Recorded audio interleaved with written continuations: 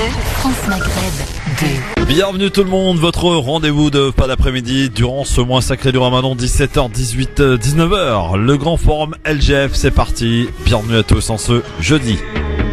Christophe sur France Maghreb 2.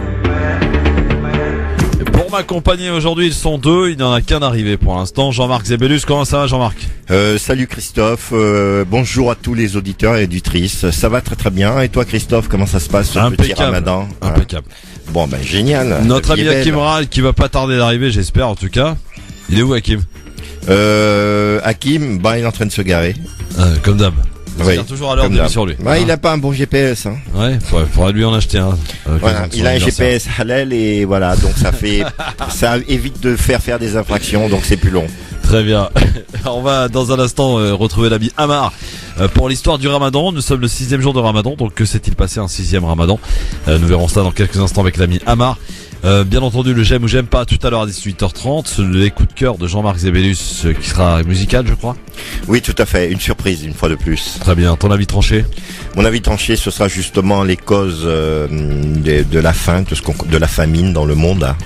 Voilà, contrairement à ce qu'on pense, c'est pas toujours parce qu'il manque de la nourriture, c'est souvent parce que la nourriture n'y arrive pas à cause des guerres. Nous serons avec un docteur, mon cher Jean-Marc, tout à l'heure au rendez-vous tout à l'heure, un Tunisien. C'est le docteur Souli que j'ai eu l'occasion de rencontrer lors d'un séjour à Jeanne-Douba, qui est un médecin diplômé de la faculté de médecine de Tunis, mais qui a fait de plus 3 ans d'études de médecine chinoise traditionnelle. On va parler avec lui un peu de nourriture et surtout comment bien s'alimenter durant ce mois sacré du Ramadan.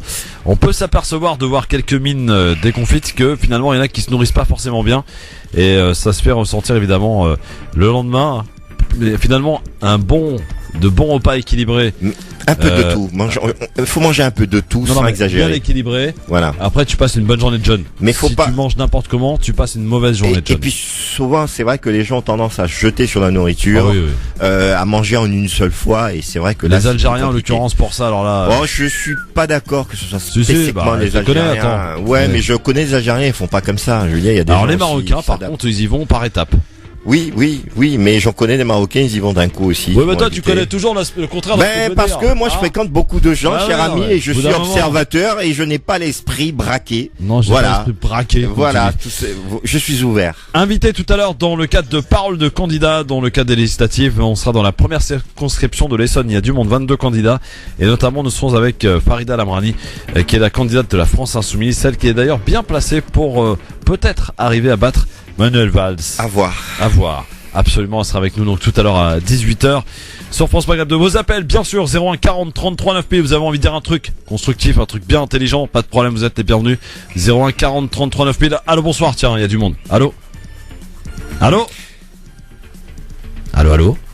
Bon, très bien.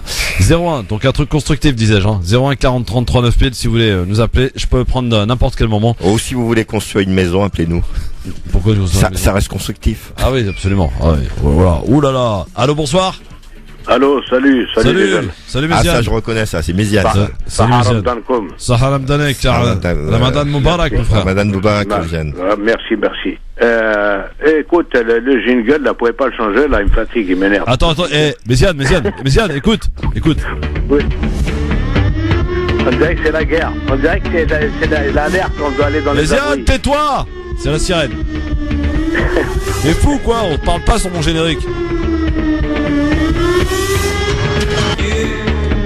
Christophe sur France Maghreb 2. Tu peux y aller maintenant, qu'est-ce qu'il y a Méziane? Oui, est-ce que tu l'as enregistré pendant la guerre 14-18 ou quoi? Oui. Ça doit être ça. Voilà, sinon, je sais pas si vous pouvez inviter à votre radio un homme politique qui m'a l'air très très en vogue en ce moment, qui s'appelle Richard Ferrand. Vous pouvez pas l'inviter? Il est très en vogue, effectivement. Pourquoi pas? Oui, pourquoi pas? Tu sais, à mon avis, il viendra pas. J'aurais quelques questions à lui poser parce que je veux savoir comment pour faire du business, s'il peut me donner quelques cours. Ouais, d'ailleurs, franchement, Méziane, il doit connaître un peu ce système-là. Méziane, c'est pas le seul, arrêtons. C'est petit ce qu'il a fait, franchement. Petit, je dirais pas que c'est petit, je ne Par dirais pas rapport que à c'est le Fillon, seul. c'est gentil, quoi. Non, mais attends. Là aussi, pour l'instant, Fillon est mis en examen, il n'est pas mis en examen. Donc c'est vrai qu'il a il est mis en examen. notamment, je sais pas si tu as eu l'occasion Il est de mis en voir. examen, Fillon. Oui, mais Ouais, pas c'est Ferrand, évident. mais pas Ferrand. Voilà. Je sais pas si tu as vu, le Canard enchaîné publie la promesse, la copie d'une partie de la promesse de vente.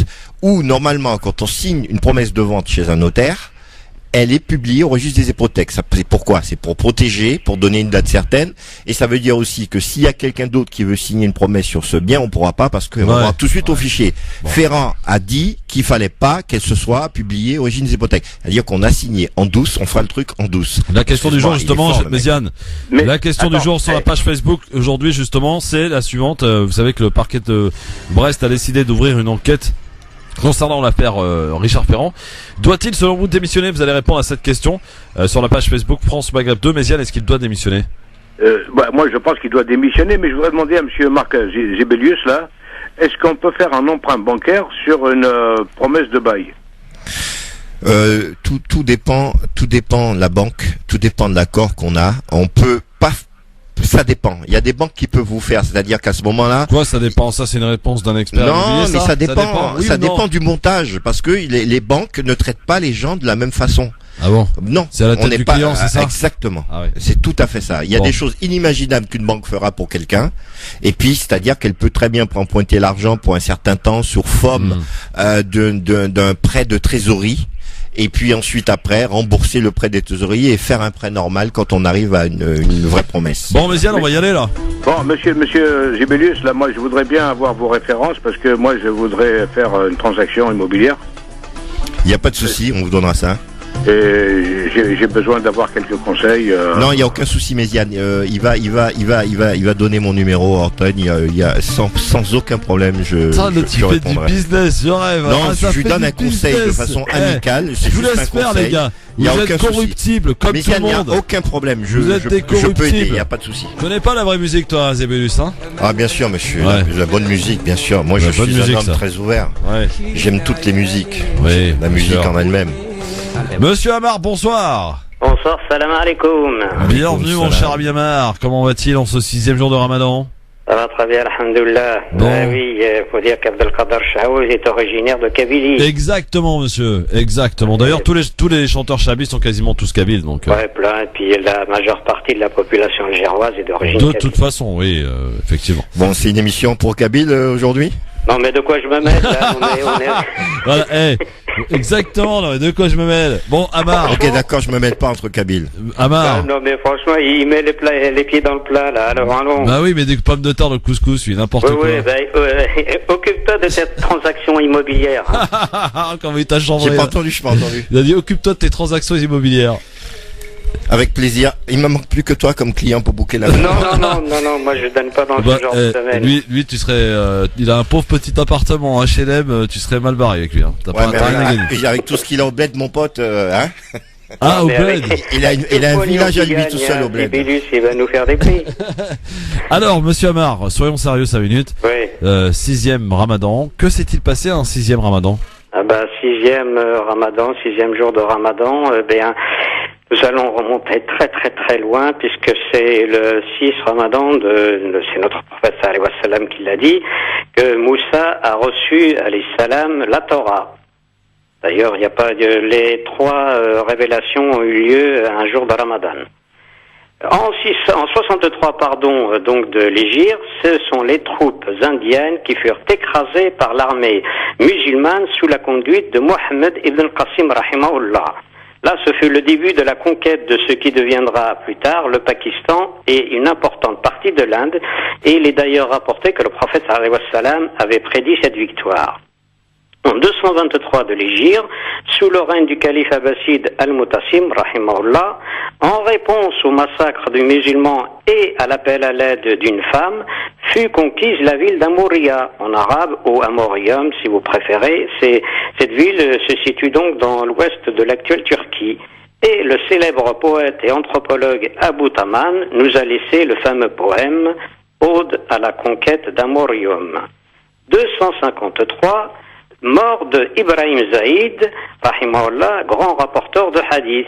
Et enfin, en 123 de l'Hégire, c'est la première défaite des croisés sous la conduite d'Imad ad-Din az-Zamkashi, rahimahullah. Voilà pour les dates du 6 Ramadan aujourd'hui. Eh ouais, ça vous embouche un coin, monsieur Zébélus, hein?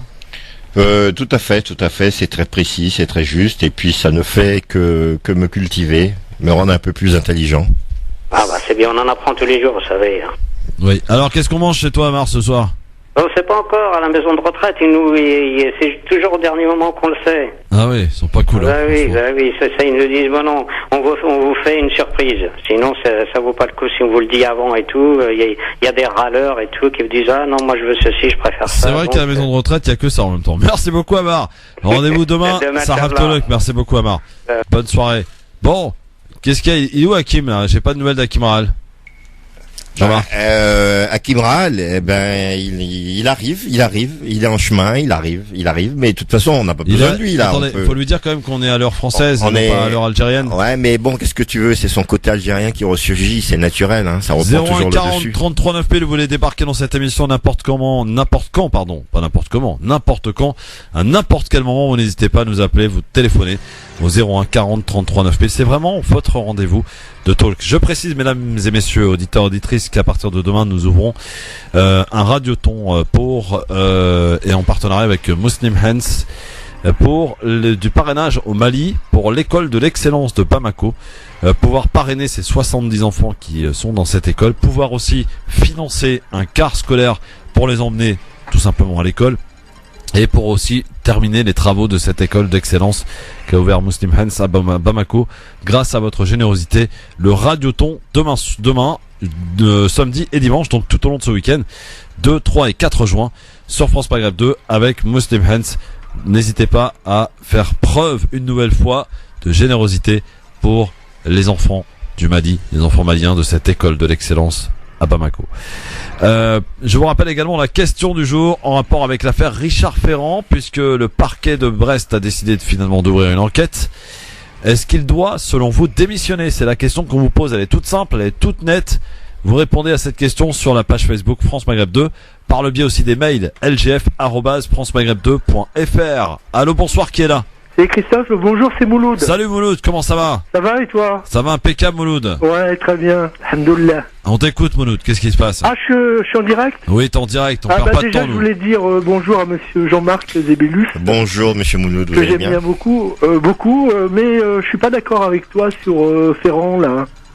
Je trouve que tu fais deux poids, deux mesures. Je sais pas si tu te souviens, pendant la campagne, il avait dit de Fillon qu'il avait sali la vie politique et tout. Et là, ça lui revient comme un boomerang. Mais c'est ce que je dis. Hein? C'est ce que je dis. Ah bon, je sais pas écouter. Je dis que c'est la même chose, mais la seule différence, c'est que pour l'instant, Fillon a été mis en examen. Oui, tout à fait. Et je dis que sa promesse de vente qu'il a signée, c'était quand même assez bizarre qu'elle ne soit pas enregistrée. Voilà. Oui. Mais au niveau de la moralité, parce que moi, je trouve qu'il porte préjudice à son, son parti. Mais bien sûr, comme bien sûr. Fillon, bien sûr. Fillon, il aurait dû se retirer aussi. Bien sûr. Et c'était pour, je sais pas si tu connais le proverbe africain, c'est mon copain Mamadou qui me l'a appris. Quand on monte au cocotier, tu connais? Non.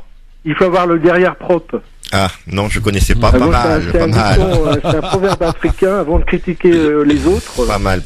Et sinon, Christophe, je sais pas si tu te souviens, il y a une dizaine de jours, j'étais intervenu et j'avais parlé de Madame Corinne Lepage. Oui. Je l'ai vu ce matin à la télé, elle a sorti un bouquin comme quoi Monsieur Bérou aussi avait fait des emplois fictifs.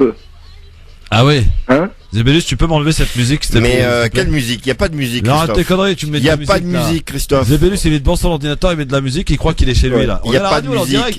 Il n'y a pas de musique, Christophe. Oui, alors je disais, Madame Lepage, qui a fait partie du comité de soutien de Monsieur Macron, accuse dans un livre, et j'en avais parlé à l'époque, ils en ont parlé dans le Canard, et là c'est sorti ce matin, et où elle disait qu'elle a témoigné comme quoi M. Bérou avait lui-même bénéficié d'emplois fictifs.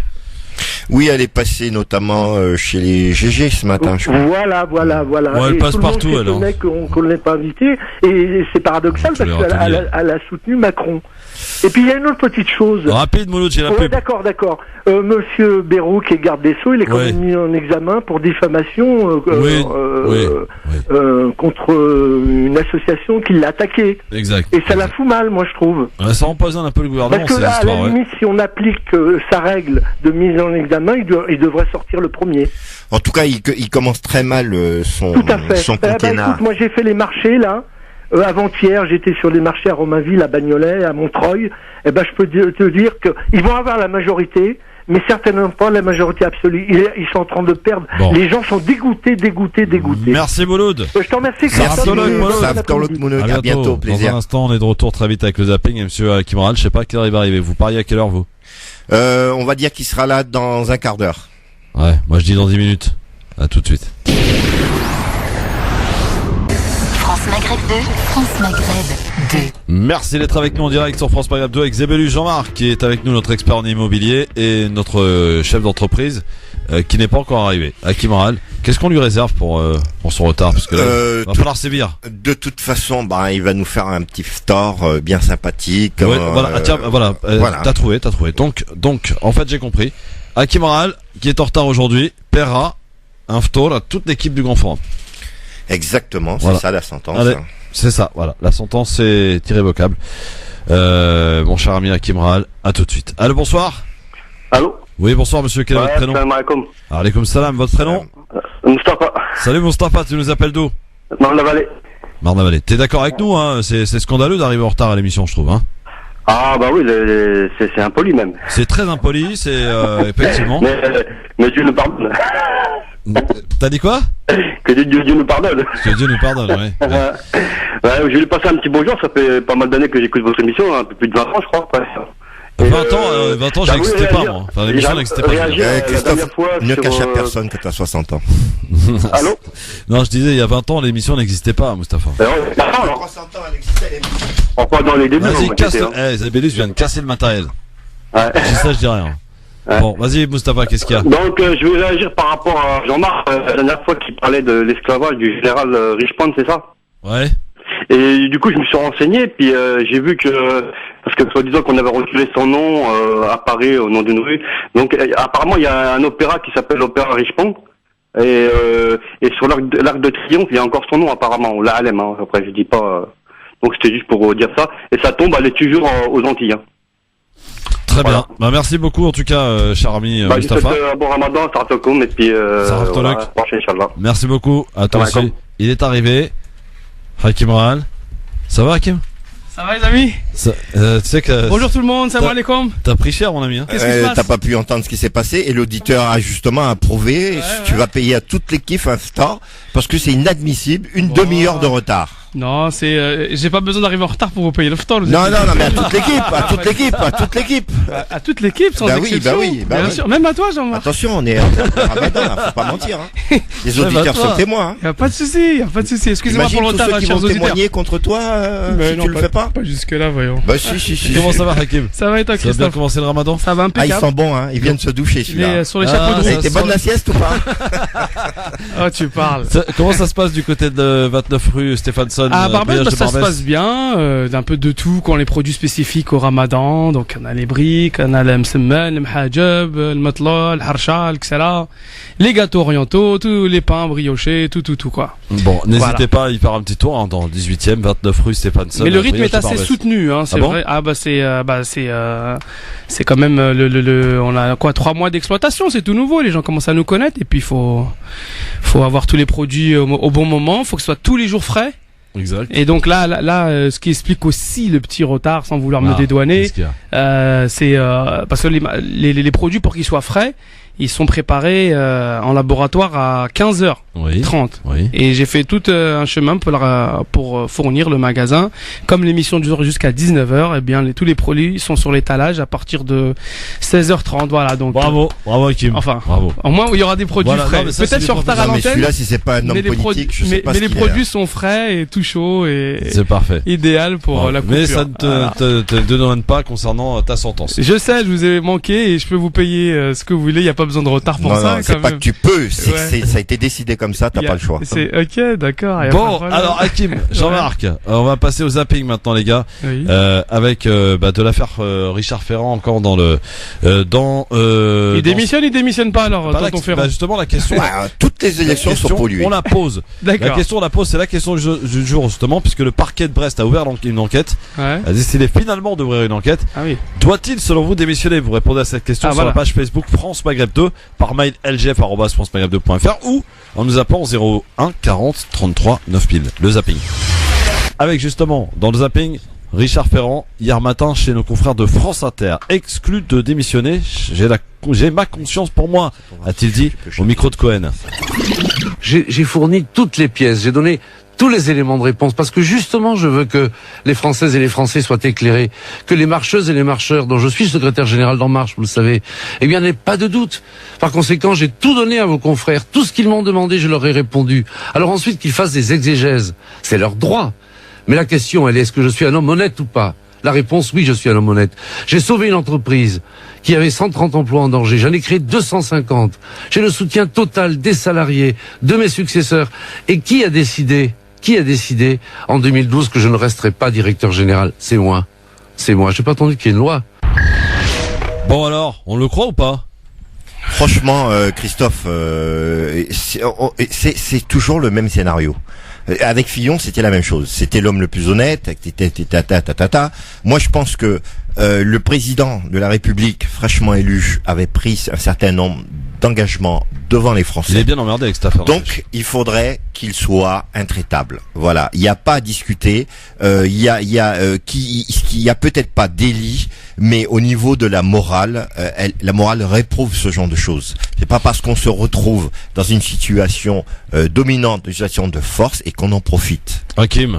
Moi, je serais tenté de dire que le citoyen électeur est dépourvu face à ce genre de choses. Il n'a que ses yeux pour lire les articles et ses oreilles pour écouter ce qu'on dit aussi notamment à la radio. Mais les décisions se font en fonction d'intérêts partisans, politiques, des calculs. Franchement, voilà quoi. C'est pas la première, ce sera pas la dernière affaire. Et voilà. Maintenant. Y a-t-il eu vraisemblablement délit? Pas vraisemblablement, non. On peut pas juger à la place de la justice. Tout ce qu'il a fait, visiblement, c'est légal. Hein. Voilà. Et maintenant, comme dit Jean-Marc, l'histoire de la morale. J'ai envie de dire la morale en politique aujourd'hui. Ouais, s'il y aurait eu de la morale en politique, ça serait François Asselineau le président. Hein, pour que vous le sachiez déjà. Tu vas pas commencer à pouvoir nous raconter non, je commence des pas, je histoires continue. et à nous vendre du vent. Parce que elle est où la morale parce dans que le un, vent, un harcèlement ça fait pas médiatique grand-chose. sur la candidature de Macron pendant, encore une fois, on répète Ouais, les mais chiffres. tu peux pas te 17 permettre 000 de parler articles sur d'Asselineau, Emmanuel Macron. Tu peux pas te 17 permettre 000 de parler articles. d'Asselineau. quand même. Libertad 01 40 incroyable. 33 9000, ça sonne au téléphone. Bonsoir, qui est là? Allô? Bonsoir. Bonsoir madame, quel est votre prénom? Je suis Lydia. Bonsoir Lydia, vous nous appelez d'où? Augmente le volume. J'appelle du Val-de-Marne. Du Val-de-Marne. Qu'est-ce qui se passe Lydia? On vous écoute.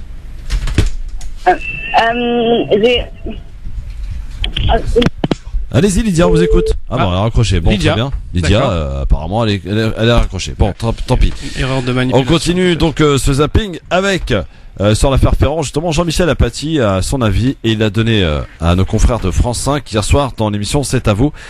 Pour lui, cette affaire est un boulet pour Emmanuel Macron et pour le gouvernement. Écoutez.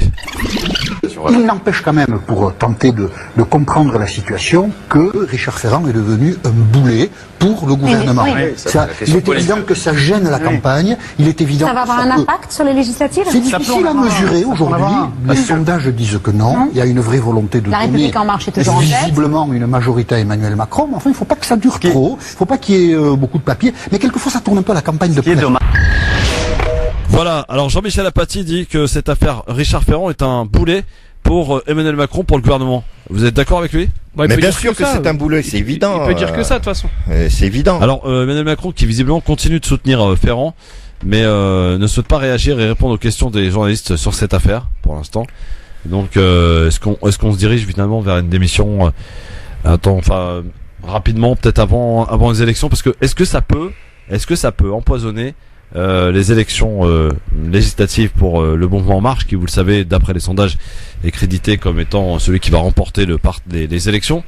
Peut-être pas de manière absolue d'ailleurs, mais est-ce que si on laisse traîner encore ces affaires, parce qu'il y a Marielle de Sarnez, il y a Richard Ferrand, il y a l'affaire Bayrou, est-ce qu'on laisse traîner ces affaires, est-ce que ça peut peut-être avoir des conséquences sur les législatives pour En Marche? Ben forcément, on a connu quelque chose à un niveau un peu plus important concernant les élections présidentielles. Là, c'est sur les élections législatives. Bon, c'est un pavé dans la mare. C'est obligé qu'il y ait des conséquences. Et puis, il faudrait qu'il y en ait des conséquences. Il faudrait, Hakim, qu'il y en ait des conséquences. Je pense que ça dépendra des médias, en fait. Voilà. C'est-à-dire, si les médias en parlent, ils vont forcément influencer de manière relativement importante l'opinion publique. Ils en parlent. Hein. Et à ce moment, mais après, ça dépend comment ils en parlent, comment ils vont tourner la chose. Là, ça va pas dans le bon sens. Après, c'est sûr que les partis opposés, ils en profitent et ils y vont de leur petit pic ci et là. Maintenant, moi, je suis convaincu que c'est les médias qui font l'opinion publique. Oui, mais là aujourd'hui on a un certain nombre d'éléments, un certain nombre d'informations, notamment le Canard enchaîné qui a sorti un extrait de la promesse, ce qui est pas très très orthodoxe, la façon de rédiger les promesses de vente, etc., qui doivent forcément en principe passer par un enregistrement. Ils sont pas enregistrés, c'est ça? Voilà, bon, il a souhaité qu'ils soient pas publiés au registre des hypothèques. C'est son choix, mais c'est possible ça. C'est à sa demande. C'est légal. Mais normalement, quand on n'a rien à se reprocher, à se cacher, on fait ce qu'il faut. Quoi. Oui, mais c'est légal ou pas? C'est pas illégal de le faire. Bon, c'est légal. Un homme public qui a de l'influence. Est-ce que c'est légal ou pas? C'est légal, mais un homme public en tant que tel qui fait une transaction qui n'a rien à se reprocher, en toute transparence, doit le faire publier au registre des hypothèques. C'est clair et c'est net. Parce que c'est un homme public. Donc s'il s'est gardé de le faire, il y a bien forcément une raison. C'est quoi la conséquence? Attends, c'est quoi l'affaire précisément? Enfin, la conséquence de cette affaire précisément? Le fait qu'elle soit pas enregistrée, c'est quoi? C'est que pas déclaré aux impôts, c'est ça? Non, c'est pas que c'est pas déclaré. C'est quoi, alors? C'est que pour l'instant, j'ai signé, personne n'est au courant que j'ai signé, et après, je vais aller signer l'acte, et personne sera au courant, les gens seront au courant quand je serai propriétaire. Donc personne ne peut savoir avant. Ah, ok, mais il a acquis un bien en toute légalité ou pas? En légalité, non. Là, on parlait de problèmes de mutuelles, de caisses et tout. Non, il y a un petit souci aussi là-dessus. Donc là, un souci ou un doute? Un doute. Non, c'est plus un doute qu'un souci. Parce c'est un doute. Je dirais un petit souci. C'est totalement légal dans tout ce qui a été dit, tout ce qui lui est reproché. On peut parler de moralisation, ça tombe mal parce qu'effectivement il y a ce projet de moralisation qui va tomber sur la table, c'est tout. Voilà, c'est juste ça en fait. Mais s'il y avait pas ça, on ferait même pas un jour avec. Mais il y avait d'autres personnes qui voudraient acheter ce bien, il y a d'autres personnes qui voudraient faire l'acquisition. Ils ont qu'à être les premiers, qu'est-ce que je te dis. C'est pas une question d'être premier, c'était une question de favoritisme. Voilà, c'est comme ça que ça marche, c'est le business mon frère. Non, c'est pas le business, quand on est un politique, on doit être irréprochable. 9000 comme l'animateur de radio. Allô, bonsoir. Oui, bonsoir Christophe. Bonsoir Jean-Marc, bonsoir Hakim. Bonsoir. Abdelrahman de Paris. Salut Abdelrahman, bienvenue à toi, qu'est-ce qui se passe?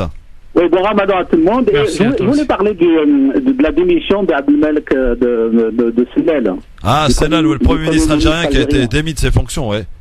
Oui, moi je comprends pas comment tout un gouvernement démissionne et aujourd'hui on connaît même pas le motif pourquoi il a démissionné et pour quelle raison tout le gouvernement est parti et c'est qui a donné l'ordre de partir. Et en plus, ce qui gêne encore, il a été remplacé par Abdelmajid Tebboune. Oui. Abdelmajid Tebboune, quand même, il a été condamné à de la prison ferme. C'est très grave. On met un Premier ministre, c'est un retrait de justice, en fait. Et moi, aujourd'hui, je comprends pas le gouvernement algérien, il va y aller où? Aujourd'hui, l'économie en Algérie, elle est presque à genoux. Rien qu'avant-hier, j'ai reçu une vidéo d'un ami d'Alger qui me montre les personnes qui font la queue pour avoir un litre de lait.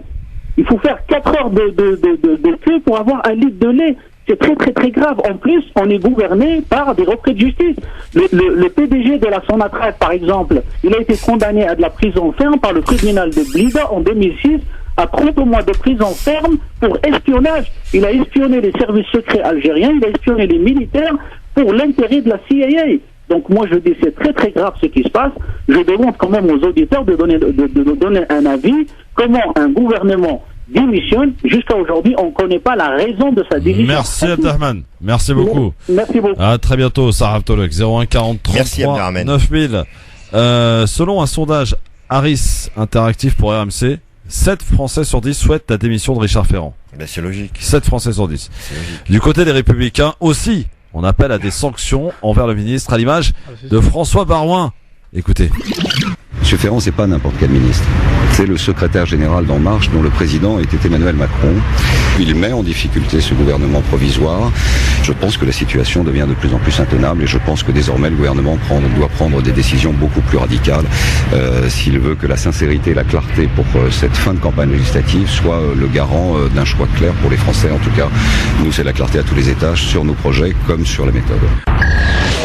Oui, enfin, nous, c'est la clarté. Alors, c'était attendez. Une blague, nous, c'est la clarté. C'est passé avec entre parenthèses, Monsieur Balladur a été mis en examen pour l'affaire de Karachi. Oui. Absolument. D'accord. Alors sur le début, pas la fin, parce que je crois que c'est un peu emporté le type. Là. Ouais, bah mais pour le début, nous c'est la clarté, c'est ça. Voilà. Est-ce qu'il demande des sanctions? C'est pas tenable, ça tiendra pas. Je peux interpréter ça d'une façon. Quoi? Nous, c'est la clarté. Ça veut dire que c'est quelque part aussi le gouvernement de droite. C'est un gouvernement provisoire de droite, parce que c'est eux qui ont tous les postes, les ministères stratégiques. Donc, il faut lire entre les lignes. Nous. Donc notre gouvernement, c'est la clarté. D'accord. Voilà.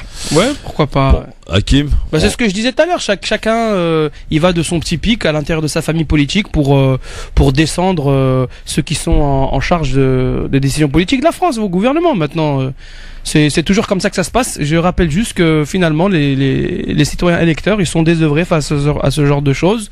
Et on attend si les médias veulent bien accentuer plus ou moins sur ça. Non, mais nous sommes Moi, je le sens comme ça. On peut pas quand même se comporter tout le temps. Moi, comme je le sens victimes. comme ça parce que des affaires comme ça, il n'y en a pas qu'une seule. On peut bouger. Ouais, mais on découvre pas les choses. On peut les punir par notre vote. Jean-Marc, c'est la première fois qu'il y a une affaire d'un politicien comme ça. Alors, mais justement, il y en a tout le temps. Là, regarde, la preuve Fillon, qui était soi-disant, qui devrait être président, qui avait tout pour lui, eh ben justement, les gens l'ont sanctionné dans les urnes. Moi, je pense que c'est Canard enchaîné qui l'a enchaîné, qui l'a sanctionné. Oui, mais c'est pas le canard, c'est pas le canard enchaîné qui était dans l'urne. Oui, mais il est pas au deuxième tour. Il est puni. 20%. Attends, il est puni. Christophe. Jean-Marc, il a fait combien, Benoît Hamon? Il a fait 6%, pourquoi?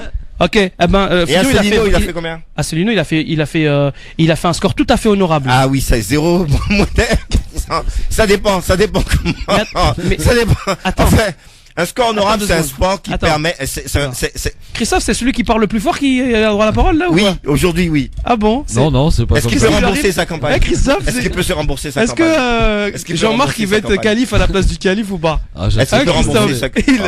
Ça va plus du tout. Bon, Hakim, vas-y. Alors merci Christophe. Jean-Marc, respire un coup. Écoute-moi. Donc. Mais j'ai fait que respirer en t'attendant. Attends. François Fillon, il s'est fait enchaîner. D'accord, par le canard enchaîné. Voilà. Et il a perdu une élection gagnée d'avance, comme le disait c'est pour ça que pas mal de gens. Non, je dis simplement que c'est en fonction de ce que les médias vont diffuser, l'intensité de la diffusion de l'information, qui va plus ou moins influencer l'opinion publique, et c'est par rapport à cette opinion publique que... c'est des moutons les gens. Que c'est par rapport à cette opinion publique que les politiciens ils vont adapter le coup, que Macron voilà. Les gens sont maintenant, il faut respecter les électeurs quand même qui ont voté à près de 20% de ceux qui sont exprimés pour François Fillon. 20%. Hein. Voilà, c'est énorme par rapport à ce qu'on aurait pu penser par rapport au déchaînement médiatique. Monsieur, ce qui compte, c'est la médaille d'or. Et de l'autre côté, on a quand même la médaille de bronze, c'est du chocolat. Maintenant, quand je t'ai dit combien il a fait Benoît Hamon, il a fait 6%. Parce que ces voix, les électeurs de ceux qui ont voté pour Benoît Hamon, principalement donc des gens de gauche, forcément socialistes, ils n'ont pas été fidèles au Parti socialiste. Ils sont allés vers Macron, logiquement. C'est ça qu'on vient de me démentir. Maintenant, concernant François Asselineau, sache que les thèmes que François Asselineau a mis en avant. De nous bassiner avec ton Asselineau. Sache que les thèmes. C'est la théorie du complot Asselineau. Vas-y, c'est une tu coupes la parole. Mais non. Attends, tu fais de la désinformation, Jean-Marc. Écoute, c'est toi qui dis des tu coupes la parole au moment où je prononce ce nom. Vas-y. On dirait que t'es un vampire et Asselineau c'est de l'ail pour toi. Vas-y. Calme-toi, Jean-Marc. Vas-y, je t'écoute. Et les thèmes qu'il a évoqués, ils ont gagné. Il a eu le mérite de faire connaître des choses que aucun autre candidat n'a pu dire aux Français, notamment sur la politique, sur les décisions des politiques nationales qui sont prises au niveau de l'Europe. Libertad. Arrête tes complot. Arrête tes théories de complot. Allô. Il l'a dit après, Oui. il a fait quoi? Taisez-vous. Oui. Allô, bonsoir. Prénom. Oui, Sofiane de Rueil. Salut Sofiane d'Orweil. Bienvenue à toi Sofiane. Qu'est-ce qui se passe? Merci. Ouais, c'était pour te dire juste, j'avais bien aimé la chronique il y a quelques jours de ton invité sur les insectes. Badr Belamine. Badr, ouais. Badr. Et non, c'était très important pour moi. Et je voulais te dire juste si tu peux faire passer un message comme quoi c'est très bien de faire de signer la pétition Stop Glyphosate, c'est un produit de Monsanto. Ça va passer bien dans 4 semaines à la Commission européenne et ça serait bien, Inch'Allah, que tous les musulmans et tous les auditeurs. Comment ça s'appelle? Tu peux répéter? Le produit s'appelle comment? Glyphosate. Stop Glyphosate. Glyphosate? Et ça fait partie du Roundup de Monsanto. Oui. Il essaye de tout faire pour noyer ça et ça ramène beaucoup de cancers. Et tu as parlé de l'Europe, là, le Conseil européen, Enfin, c'est-à-dire Monsanto a été regroupé avec Bayer. Il y a une pétition qui est en cours et dans 4 semaines, ça va passer au Conseil européen pour s'il l'accepte ou non. Et il faudrait que plusieurs personnes, là ils sont à 800 000, il faudrait 1 million de personnes puissent la signer. 800 000, c'est déjà énorme. Voilà, mais il faudrait 1 million et donc je voudrais bien que nous on mette la patte aussi, Inch'Allah. Mais ça veut dire quoi? Si l'Europe accepte, ça veut dire elle obligera la France à l'accepter aussi? Mais il est déjà accepté, ça sera pour le réviser, pour revoir tous les effets cancérigènes qu'il a. Donc on est d'accord que tout se passe au niveau européen? Et bien sûr, tout se passe au niveau européen. C'est bien ce que je venais de dire et c'est ce que n'a pas arrêté de dénoncer François Asselineau, c'est que les décisions... Mais arrêtez avec vos trucs. C'est ça, Jean-Marc, tu commences à être irrespectueux. À chaque fois mais arrêtez avec ça. On est en train de parler des dispositions. Mais on parle pas de ça, là. Il parle de choses, il pense rien derrière. Alors laissez parler notre ami de Roy. Voilà. Autant se bouger et signer la pétition sera intéressant. Merci à toi. Merci à toi en tout cas. Le prophète sallallahu alayhi wa sallam, c'est un écologiste aussi. Donc voilà, on est dans la bonne lignée. Bien sûr. Merci à vous en tout cas. Merci cher Sofiane. Ami. Allez, dans un instant, les avis tranchés, messieurs, de Hakim. Il parle de quoi d'ailleurs? J'ai pas ton programme, Hakim. C'est pas normal ça. Moi, si le coup de cœur, c'est sur la nouvelle carte au trésor du continent africain. Ah bon? Waouh. Ouais. Voilà. Et puis un petit avis tranché sur le Ramadan. Très bien. Ok. Ah, parce que j'avais gardé ton coup de cœur de la semaine dernière, tu sais. Ouais, je sais, ouais. Bon, tu veux pas alors? Ouais, non, on a un petit coup de cœur sympa aujourd'hui. Ok, d'accord, vas-y, pas de problème. Et à suivre donc dans un instant, Farida Amrani, candidate La France Insoumise dans la première circonscription de l'Essonne, notamment dans la circonscription face à Valls. Jeff, le grand forum avec Zébélus Jean-Marc, notre expert en immobilier et notre chef d'entreprise. Oui, parce que c'est un véritable chef d'entreprise, Hakim Rahal, bien sûr. Un capitaliste dans l'âme. Comment? Capitaliste? Non. Capitaliste. Alors, capitaliste, si c'est pour dire que toute la réflexion économique doit se poser autour du capital et non autour de l'humain, je suis pas capitaliste. Si c'est faire tout pour l'argent, je serais même pas à l'antenne de la radio, je pense. Hein. Tu me regardes dans les yeux, dans les yeux. Bah oui, je te regarde dans les yeux, Jean-Marc. Excuse-moi, j'ai envie de rigoler. Tu m'as l'air bien bouillant aujourd'hui. J'ai envie de rigoler. Tu m'as l'air bien bouillant aujourd'hui. J'ai envie de rigoler. Tu as le droit de rire. Tu me regardes dans les yeux. T'es sûr que t'as pas envie de manger, toi? T'as envie de manger, non? Bon, alors, on va y aller avec les avis. Dommage que vous voyez pas les images. Dommage. On va y aller avec les avis tranchés avant de recevoir notre invité dans un instant, Farida Amrani, candidate de la France Insoumise du côté de la première circonscription de l'Essonne. Dans cette fameuse circonscription, il y a Dieudonné, il y a Manuel Valls, il y a Francis Lalanne, du beau monde, quoi. Hein, forcément. Jingle. 5, 4,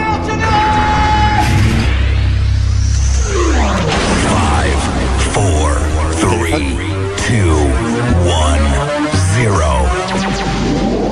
Si je fais quoi que ce soit, c'est la mise à pied. Alors piétinez-moi, allez-y. Alors, par qui allons-nous commencer? Tiens, on va commencer par notre ami Zébélus qui est en forme, là, impeccable. Il nous parlait de la faim dans le monde. Et la faim à ce point-là? Et la faim à ce point-là. À ce moment-là, ça se passe comme ça, là. Vous avez ça y est, c'est l'attaque en règle. Alors, bien, je voulais vous parler d'un petit problème qu'on connaît, enfin, un gros problème qu'on connaît depuis la nuit des temps. C'est la faim dans le monde. Ce qu'il faut savoir aujourd'hui, on a différents recensements. On considère qu'il y a 795 millions de personnes qui souffrent de la faim dans le monde, soit une personne sur 9, sachant ce qu'on jette par jour comme nourriture.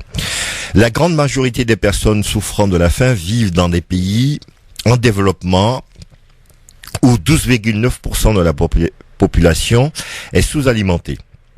L'Asie, notamment, comprend environ 2/3 des personnes sous-alimentées dans le monde. Le pourcentage en Asie du Sud a diminué ces dernières années, mais il a légèrement augmenté en Asie de l'Ouest. l'Afrique subsaharienne est la région avec la plus forte prévalence, c'est-à-dire le pourcentage de la population de la faim. Une personne sur 4 y est sous-alimentée. La malnutrition provoque la mort de 3,1 millions d'enfants de moins de 5 ans chaque année, soit près de la moitié, 45% des causes de décès. Un enfant sur 10, soit 100 millions d'enfants, souffre d'insuffisance pondérale dans les pays en développement. Un enfant sur 4 souffre de retard de croissance dans les pays de développement. Ce chiffre peut atteindre un enfant sur 3. Si les agricultures avaient le même accès aux ressources que les hommes, le nombre de personnes souffrant de la faim dans le monde pourrait diminuer de 150 millions. Dans le monde en développement, 66 millions d'enfants en âge d'aller à l'école y vont le ventre vide, dont 23 millions rien qu'en Afrique. Selon les estimations du PAM, il faudrait 3,2 milliards de dollars par an pour nourrir 66 millions d'enfants en âge d'aller à l'école qui ont faim. Alors tout ça aussi pour vous dire une chose, c'est que on parle beaucoup des gens de la faim. On pense souvent que c'est dû au fait qu'ils n'ont pas suffisamment de nourriture, de matières premières pour se nourrir. Mais aujourd'hui, l'une des principales causes, c'est la guerre. C'est-à-dire que les gens ne peuvent pas avoir l'accès à la nourriture. Notamment, actuellement, nous avons le Yémen, qui a un très gros souci, qui se dirige dans une très grande famine. C'est déjà une catastrophe, vu la guerre, vu ce qu'ils subissent. Et là, aujourd'hui, ils vont se retrouver dans une très très grande famine. Nous avons aussi le Soudan, nous avions aussi la Somalie. Donc aujourd'hui, les conséquences aussi peuvent être dues aussi au réchauffement climatique. Mais aujourd'hui, beaucoup de gens, les plus grandes famines sont dues à la guerre, tout simplement. Donc à un moment donné, il va falloir que nous les êtres humains, nous œuvrons, nous prenons conscience, nous essayons à notre niveau, avec le plus petit geste qu'il soit, pour pouvoir faire prendre conscience à nos enfants, pour pouvoir aussi interpeller les hommes politiques, pour pouvoir aussi s'investir dans les associations d'une manière ou d'une autre, pas forcément en donnant de l'argent, mais ça peut être aussi en donnant de son temps, pour pouvoir justement y contribuer à la régression de cette famine dans le monde. Merci Jean-Marc Zébellus pour cet avis tranché. Bien sûr, il est précisément 18h sur France Maghreb 2. Bon début de soirée. Dans un instant, notre invité. Voici les horaires de Maghreb pour ce jeudi 1er juin qui correspond au 6e jour de Ramadan. À Marseille, la rupture du jeûne est prévue à 21h15. À Dijon, 21h32. À Clermont-Ferrand, 21h34. À Metz, 21h35. À Reims, 21h44. Pour Orléans, 21h47. À Paris, 21h49. Pour la ville d'Amiens, 21h54. Enfin et pour finir, pour la ville du Havre, 22h01. Ces horaires émanent des calendriers des musulmans de France, horaires que vous pouvez retrouver sur notre page Facebook France Maghreb 2. Sahaf Tolkom. Merci d'être avec nous en direct sur France Maghreb 2. Parole de candidat. Vous savez, on est en pleine campagne des élections législatives. Messieurs, je propose Hakim Rahal, Jean-Marc Zébellus d'aller dans la première circonscription de l'Essonne pour y accueillir ensemble la candidate de la France Insoumise, Farida Amrani. Bonsoir. Bonsoir. Bonsoir et bienvenue sur France Maghreb 2. Une circonscription qui est très médiatisée et pour cause puisqu'il y a pas moins de 22 candidats. Parmi lesquels des gens connus, tels que Dieudonné, Francis Lalanne ou encore un certain Manuel Valls. Si on en croit et on regarde les sondages, Manuel Valls serait le gagnant de cette circonscription. Mais on peut constater aussi que les habitants d'Evry ne nous rapportent pas forcément la même chose que vous disent vos électeurs, Farida, sur Manuel Valls. Est-ce qu'on est vraiment vers un rejet de ce candidat ? Alors effectivement, dans une circonscription un peu emblématique, comme vous l'avez dit, déjà par le fait qu'il y ait 22 candidats et le fait que Manuel Valls, donc qui était l'ancien Premier ministre de l'Intérieur et Premier ministre, en sa présence en tout cas sur cette circonscription. Après, la population en tout cas d'Evry et de la circonscription des villes autour, pour eux, c'est les 22 candidats. Donc déjà, ils connaissent pas les 22. Ils ont des repères.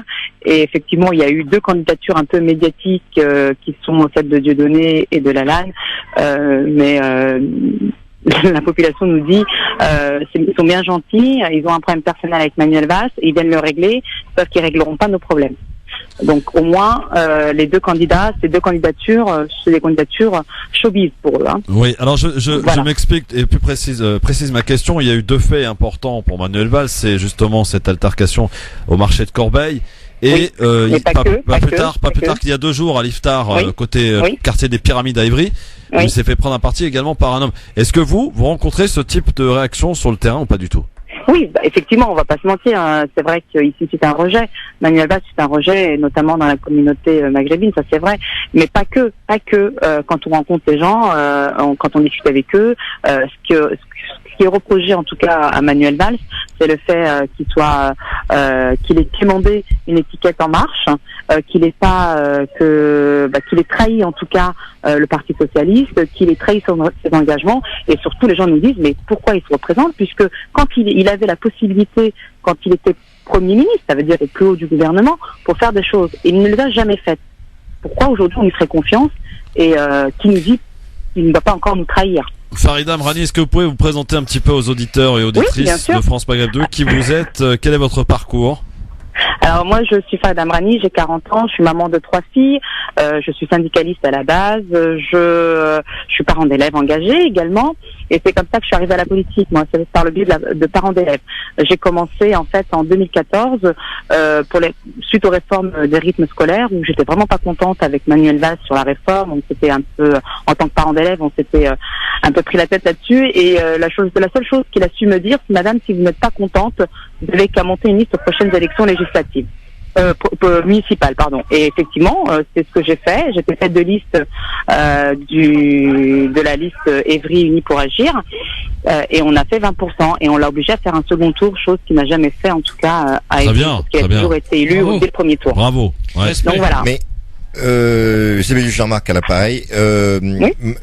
J'aurais une question à vous poser. Les gens, ils reprochent à Monsieur Manuel Valls, en tant que ministre, en tant que tout. Mais est-ce qu'il y a des reproches sur les mandats qu'il a exécutés quand il était élu sur la ville? C'est surtout ça qui est important. Alors il y a, bien entendu, le premier mandat, on va pas se mentir, c'est ce que je vous dis, le premier mandat, quand il est arrivé sur la ville d'Évry, quand il a été rejeté par Argenteuil de mémoire, par les habitants d'Argenteuil, quand il est arrivé ici, il a été accueilli les bras ouverts, c'était un changement, c'était un fils d'immigré, on voyait du renouveau, en tout cas dans sa candidature au municipal, et le premier mandat s'est très bien passé, il a changé la ville d'Évry, etc.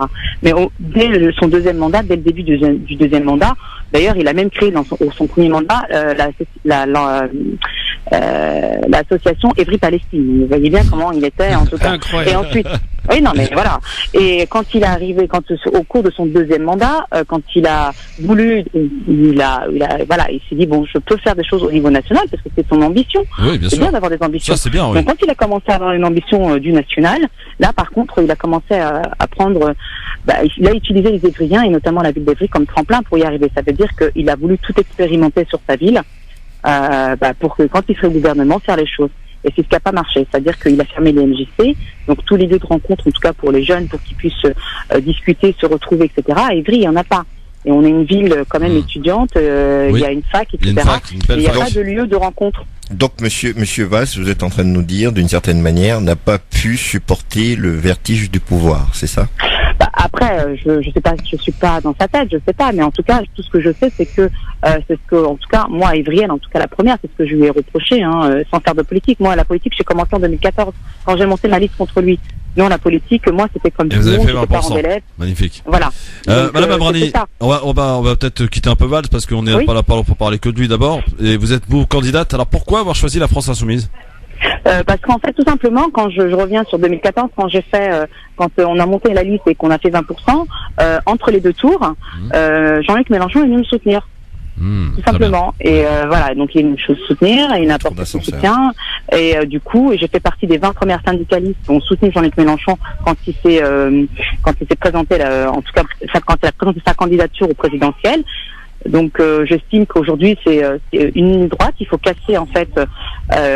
Il faut un renouvellement. Effectivement, quand je vous dis ça, vous allez dire mais Jean-Luc Mélenchon c'est pas le renouvellement, certes. c'est effectivement pas le renouvellement, mais lui, sa carrière est derrière lui. Il n'a pas du tout d'ambition comme Manuel Valls et les autres. Et lui, ce qu'il veut, c'est une relève, et une relève claire en fait. Oui, mais madame, changer tout ça et que ça vienne du peuple, que le peuple puisse s'exprimer. Madame, donc ça veut dire que le fait qu'il vous ait soutenu, vous à votre tour, vous apportez quelque part une certaine reconnaissance. Mais est-ce que vous êtes en phase avec tout ce qu'il propose comme mesure? Le programme L'Avenir en commun, bien entendu, je suis en phase avec l'avenir. Intérêt d'être en phase parce que l'objectif c'est de l'emmener à l'Assemblée nationale, donc il y a intérêt qu'elle soit en phase quand même. Oui, non, mais tout à fait, non, mais même au-delà, c'est vrai que ça a été fait, en fait, le programme a été créé, a été écrit, travaillé avec plus de 3000 personnes, mais aussi avec les citoyens, donc du coup, c'est bien quelque chose qui vient du bas, et notamment avec les syndicalistes.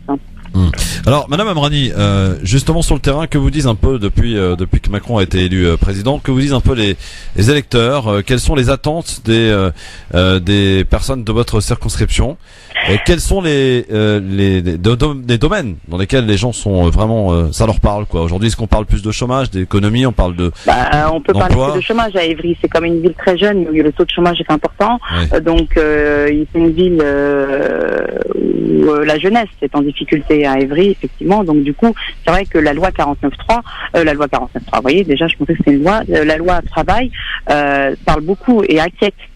Ça veut dire qu'aujourd'hui les jeunes se battent pour avoir des CDI, mais ils me disent si on se bat pour avoir un CDI, que le CDI vaut plus rien, on pourrait être des salariés Kleenex. Et ça fait peur aussi à la population. Oui, Hakim. Oui, Hakim Rahal avec vous, Madame Amrani. Déjà, je vous félicite et je vous encourage pour votre candidature et votre engagement citoyen, même politique, et je vous souhaite la réussite. Maintenant, j'ai quelques interrogations en fait, car pour moi, non seulement le plus important, ça serait l'élimination de Valls, mais aussi la victoire des idées développées au sein dans l'avenir au commun, surtout pour la ville, la circonscription là où vous candidatez. Maintenant, les questions, c'est la multiplication des candidats, donc c'est comme un effritement des voix. Est-ce que ça donne l'avantage justement à Manuel Valls? Ça c'est un. De deux, est-ce que les gens dans votre circonscription sont réellement capables de hisser une femme comme députée? Voilà, donc j'ai des interrogations et j'ai des doutes aujourd'hui. Si vous pouvez. Il y a de quoi avoir des doutes. J'ai des doutes. Effectivement, les 22 candidats, c'est vrai que 22 candidats c'est beaucoup, sauf que vous n'êtes pas sur notre circonscription, donc vous pouvez pas le voir, mais effectivement sur les panneaux officiels, rien que les panneaux officiels, c'est énorme, sauf que il n'y a pas 22 étiquettes, il n'y a pas 22 affiches sur les panneaux. Donc aujourd'hui, il y en a qui sont présentés pour faire de l'anti-Valls seulement, sauf que nous on dit on peut pas gagner qu'en faisant que de l'anti-Valls. D'ailleurs, on a créé une tribune sur Mediapart. On peut pas aujourd'hui gagner que sur l'anti-Valls. Parce que Valls, il a quand même son stock dans cette circonscription, un stock réel. Donc on n'est pas, on a quand même la tête sur les épaules, et on se dit de toute façon, nous c'est le programme, puisque aujourd'hui dans notre circonscription, Jean-Luc Mélenchon, présidentiel au premier tour, il a fait 30% sur la circonscription, et sur la ville d'Évry en particulier, il a fait 35%. Donc il y a quand même, et quand on discute avec les gens nous disent, moi j'ai voté au premier tour Jean-Luc Mélenchon, je revoterai pour les candidats de Jean-Luc Mélenchon et pour l'Avenir en commun. Et quand je vous dis que c'est pas Mélenchon, c'est plutôt le programme l'Avenir en commun qui est mis en avant. En fait, ce qui va être important, c'est notamment les jeux d'alliance au second tour. Le jeu d'alliance au second tour, oui, je pense que ça sera important. Le ralliement, et je pense que là, après, on verra, mais je pense que Madame Amrani, est-ce que vous avez eu des gens le PCF est un candidat, la moindre des choses, et je pense qu'il le fera parce que il a les mêmes visions que nous, la même vision en tout cas de la politique que nous, etc. Et je pense qu'il se ralliera à moi. Qu'est-ce que vous dites aux personnes qui ont voté Jean-Luc Mélenchon à la présidentielle et qui ont été déçues que Jean-Luc Mélenchon ne se soit pas exprimé et n'ait pas appelé à voter Macron? Je comprends tout à fait cette colère, parce que je me mets à leur place. Après, Jean-Luc Mélenchon a donné quand même une consigne, mais c'est vrai qu'elle était un peu, elle est entre les lignes, c'est-à-dire qu'il a dit aucune voix à la haine, donc ça veut dire Marine Le Pen. Et nous, en tout cas sur notre circonscription, on a pris l'initiative, que ce soit mon suppléant ou moi, de mettre en débat cette question avec la population, d'en discuter. Et effectivement, nous on a appelé très tôt, on a appelé à faire barrage en tant que candidat à Macron. C'est une erreur politique. C'est une erreur politique de Jean-Luc Mélenchon. C'est pas une erreur politique, parce que nous on a un peu de tout ici. On a des gens qui nous disent super, heureusement qu'il n'a pas appelé machin, etc. Au moins on peut faire notre propre opinion. On n'a pas besoin d'avoir un gourou et de suivre quelqu'un. Donc ils pensent que les gens, qu'ils respectent leur intelligence tout simplement, hein, en disant voilà, vous avez le droit. Par contre, ce qu'on demande, c'est de pas aucune voix au FM. Après, je peux comprendre les autres, hein, je peux comprendre les autres personnes qui disaient oui, mais il aurait dû appeler parce que c'est trop grave, c'est Marine Le Pen. J'aurais une question et je comprends tout à fait cette problématique parce que pareil, j'ai des amis qui ne peuvent pas voter, qui sont d'origine marocaine ou maghrébine ou sénégalaise ou malienne, qui eux ne peuvent pas voter et qui avaient peur. Madame et Arani, qui nous demandaient d'aller voter à leur place. Madame Arani, j'ai une question pour vous. Oui. Concrètement, vous allez vous présenter à cette élection législative. Qu'est-ce que vous allez amener de nouveau? Qu'est-ce que vous proposez aux gens? Qu'est-ce qui va faire qu'on va voter pour vous? Quelle est votre spécificité, Farida? Alors, ma spécificité, tout simplement, déjà, moi, je connais le terrain, puisque je suis issue du quartier des Honnêtes à Évry, et que je connais un peu les problématiques, parce que en tant que syndicaliste, j'ai combattu les problématiques sur ma circonscription. Oui. C'est-à-dire que je vais vous donner un exemple tout simple, la santé. L'hôpital sud-francilien qui est né, donc c'est un partenariat public-privé qui est né de signature de Manuel Valls et de Serge Dassault. Oui, qui a été une grosse catastrophe, mais une grosse catastrophe en matière de coûts parce que il y a eu des travaux qui ont été mal gérés jusqu'à ce que les lits ne puissent même pas rentrer dans les chambres. Donc il a fallu refaire toute une infrastructure. Voilà, une catastrophe financière, véritable aberration. Tout à fait, une catastrophe financière, mais aussi une catastrophe sanitaire aujourd'hui. Enfin, catastrophe financière pour les citoyens, mais certainement pas pour ceux qui ont réalisé les travaux. Oui, ça c'est sûr. Mais justement, moi, ce qui m'importe, c'est que les gens, quand ils veulent aller se faire soigner aujourd'hui, ils peuvent le faire. Sauf qu'aujourd'hui, concrètement, c'est difficile de se faire soigner dans l'hôpital public sud-francilien. Parce qu'il y a un temps d'attente de 9-10 heures dans les urgences. Oui, je témoigne. Il y a des lits, il manque des lits. Oui. Il y a plus de 5000 accouchements aujourd'hui dans cet hôpital-là. Et les femmes, ils peuvent plus prendre d'inscription. Donc il y a quand même une problématique sur la santé. Et aujourd'hui, vous savez bien que la santé, c'est quelque chose de primordial en tout cas. Et là, pour moi, c'est quelque chose qui me tient à cœur en tout cas. Très bien. Alors, dans les sondages, vous êtes plutôt bien passé. D'ailleurs, on parle de vous comme étant la seule candidate à pouvoir battre Manuel Valls. Est-ce que là, aujourd'hui, vous y pensez, vous y croyez de plus en plus au vu des contacts que vous avez sur le terrain? En avouant la vérité, c'est que avant la sortie de ce sondage, nous sur le terrain, on y est depuis un petit moment. Ouais. Et c'est vrai que les gens nous disaient, on compte sur vous, on compte vraiment sur vous, vous en tant que candidate et vous la France Insoumise, vous Farida Mani, de faire le nécessaire pour que Manuel Valls ne repasse pas. Est-ce qu'il y a un meeting de prévu avant le premier tour ou une rencontre pour les habitants de Dessonne? Nous, on a toujours, en fait, ce qu'on fait, nous, parce qu'on sait que les rencontres sont difficiles, on est au mois de Ramadan, donc on l'oublie pas, on prend en tout cas cet événement en considération, et nous, ce qu'on fait, c'est qu'on va voir les habitants chez eux. Ça veut dire que là, aujourd'hui, je vous parle, mais je suis dans le quartier du Chantier du Coq, et on est en permanence, et on fait du porte-à-porte, on va à la rencontre des gens. C'est ça qu'on fait, nous. Est-ce que je peux ajouter une chose, Christophe, Madame Amrani, en tous les cas, pour avoir eu des gens au micro de l'antenne, à l'antenne ici, des candidats, le sentiment que j'ai avec vous, c'est que c'est différent, votre candidature. J'en sens beaucoup plus de bienveillance. Ouais. Vous êtes moins acharné que certains hommes qui veulent absolument découdre, absolument descendre et dénigrer ses adversaires. Je sens que vous êtes plus dans une démarche beaucoup plus bienveillante à l'égard de vos concitoyens, certes, à l'égard du programme Avenir en commun, peut-être, et forcément peut-être parce que vous êtes maman, vous avez été parent d'élèves et que vous êtes une femme. Et donc j'espère vraiment que les électeurs, j'espère vraiment que les électeurs sauront apprécier la bienveillance qu'une femme pourrait avoir, contrairement à un homme politique, et notamment Manuel Valls, qui est comme un toréador acharné assoiffé de pouvoir. Vraiment, un dernier mot. Alors, un dernier mot, je serai un peu différent d'Hakim, madame. Je vois que vous êtes là par conviction. Ça, c'est tout en votre honneur. Par contre, je souhaite que vous affirmez un peu plus. Et que vous ayez... je sais m'affirmer quand il faut. Non, mais il faut. parce qu'il vous connaît pas. Sur votre programme, sur les façons de parler, j'espère que vous allez, parce que vous méritez, on va dire d'aller au bout. Voilà. Et il faut que l'auditeur le ressente. Voilà. Je pense que l'auditeur a ressenti la bienveillance. Et la conviction y est, mais affirmez-vous encore plus. Les personnes qui candidatent sous l'étiquette la France Insoumise, c'est des gens qui sont convaincus, c'est des gens pas tout le monde, qui ont la poigne. Parce que le programme, il faut pour tenir Madame à ce Amrani, programme, en il tout faut cas, l'être. on vous remercie et vous souhaitez bonne chance. Merci à vous. Merci, un bon courage. Est-ce que je peux vous demander, est-ce que je peux vous donner rendez-vous si vous êtes toutefois au deuxième tour pour une interview un peu plus longue, un peu plus. Avec plaisir. Voilà, on se donne rendez-vous au deuxième tour parce que on est persuadé quasiment que vous allez y être. On espère. On espère. On a avec vous. Bon courage, bonne chance. On va avoir beaucoup de force. Et la réussite.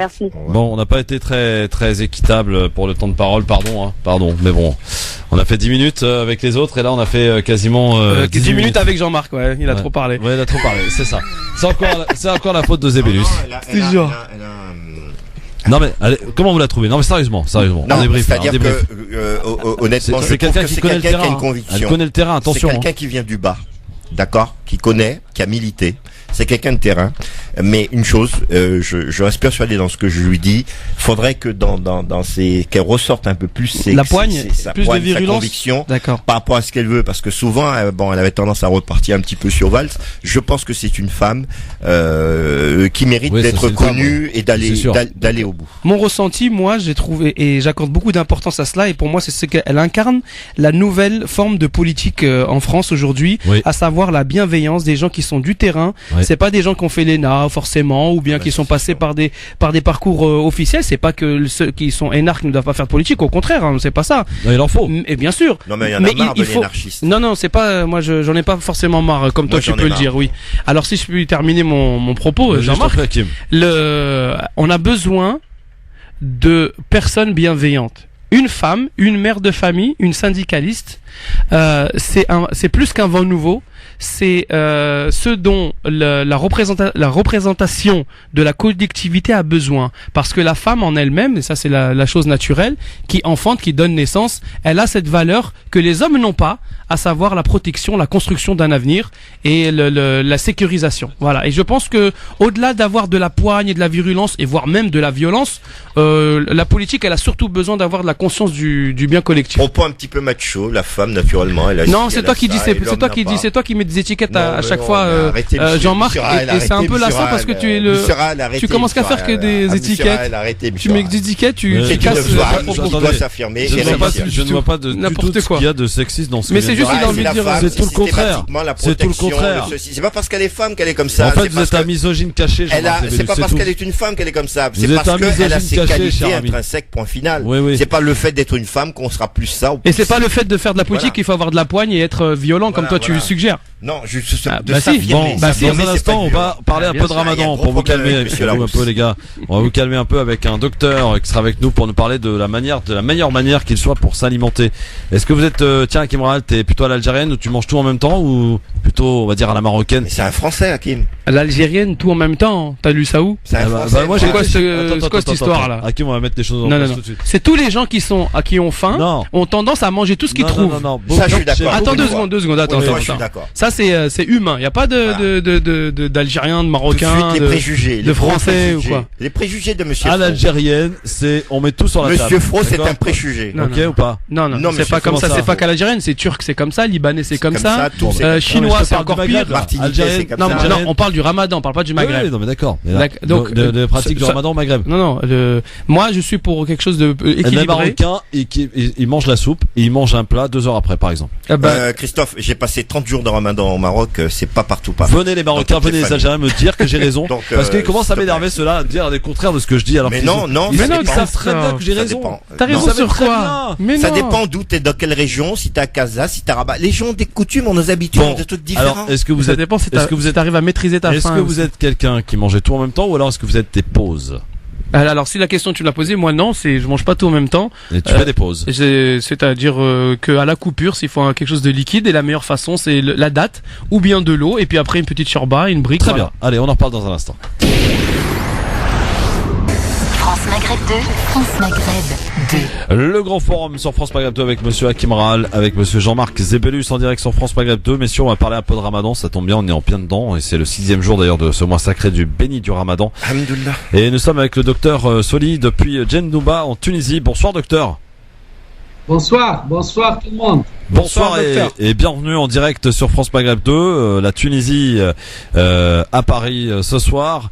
Alors vous avez un parcours un peu particulier parce que vous avez fait quasiment 3 ans de médecine chinoise. Oui, effectivement, j'ai étudié la médecine générale en Tunisie. Je suis docteur en médecine. Puis j'ai effectué un master en médecine chinoise en Tunisie. J'ai été sélectionné parmi les meilleurs et j'ai continué mon cursus d'études en Chine. J'ai appris les secrets des Chinois, de l'acupuncture chinoise, de la médecine chinoise. Et alhamdoulilah. Alors docteur, vous savez qu'on est en plein ramadan, je vous apprends rien, et nous étions en train de, pas nous disputer, mais nous étions pas d'accord concernant la meilleure manière qu'il soit de s'alimenter durant ce mois sacré du ramadan. Est-ce que je suis dans l'erreur, docteur, lorsque je dis qu'une bonne alimentation, eh bien, c'est une bonne journée de jeûne pour le lendemain? Effectivement, pour jeûner, il faut savoir manger bien et nous, on va aborder ce sujet sur le point de vue prophétique, l'alimentation prophétique. Vous savez que Allah subhanahu wa ta'ala dit يا أيها الذين آمنوا كتب عليكم الصيام كما كتب على الذين من قبلكم لعلكم تتقون. Ô vous qui croyez, le jeûne vous est prescrit tout comme il a été prescrit à vos dévanciers, afin que vous adoptiez la piété. Et notre prophète sallallahu alayhi wa sallam a insisté sur le jeûne et nous éclaircir les modalités pour le jeûne saint. On va prendre quelques hadiths. Notre prophète sallallahu alayhi wa sallam dit Sumu tasahhu, c'est-à-dire jeûner pour avoir une bonne santé. Et maintenant, il y a plusieurs études qui ont démontré que le jeûne est une thérapie. C'est une thérapie curative et préventive. Allahumma ballaghna Ramadan. Allah fait nous parvenir le Ramadan. Et maintenant, plusieurs centres de thérapie naturelle et de notre naturopathie dans le monde font traiter par les thérapies de détoxification profonde, par le jeûne. Car le jeûne, il fait détoxifier le corps, surtout les organes nobles, le foie, le rein, le pancréas, le côlon, la peau. Cependant, il faut respecter certaines règles hygiéno-diététiques comme tu viens de le dire. Donc, vous écoutez? On écoute, on est tout de suite même. Hein, bien sûr qu'on vous écoute, docteur. Oh là là, faut pas s'arrêter là, docteur. Allez-y, continuez. La désintoxication par le jeûne, oh là là. On va prendre un hadith. قال رسول الله صلى الله عليه وسلم ما ملأ ابن آدم وعاء شر من بطنه بحسب ابن آدم لقيمات يقمن صلبه فإن كان لا محالة فثلث لطعامه وثلث لشرابه وثلث لنفسه رواه الترمذي. L'être humain n'a rempli un récipient plus mal que son estomac. Inévitablement, fils d'Adam peut se contenter de quelques portions pour se tenir debout. Sinon, un tiers pour son alimentation, un tiers pour le boisson et un tiers pour la respiration. C'est vraiment une règle d'or. Il y a un médecin américain qui a lu ce hadith et qui est converti en islam parce qu'il a dit que cette règle, c'est la médecine. Donc, incroyable, oui, alhamdoulilah.